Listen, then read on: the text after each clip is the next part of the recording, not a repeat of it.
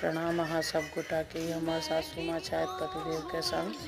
हमर सासू माँ के कैंसर डिटेक्ट भेलनि हैं किछु दिन पहले। मतलब छलनि हैं एलोपैथी के एडवाइस छलनि हैं कि कीमो करायल जाए आ सर्जरी अखन मतलब पॉसिबल नहीं छलनि हैं। इनका किछु हार्ट इशू छलनि हैं मतलब ये केमो ला बिल्कुल तैयार नहीं भ रहल छलखिन हैं। तो वही समय हम सब एम्स के प्रचार देखलिए। तो एहिमे ई छै कि आयुर्वेदिक मतलब ट्रीटमेंट होइ छै आ लाइफस्टाइल चेंज क के कैंसर के जड़ से खत्म कैल जाय छै।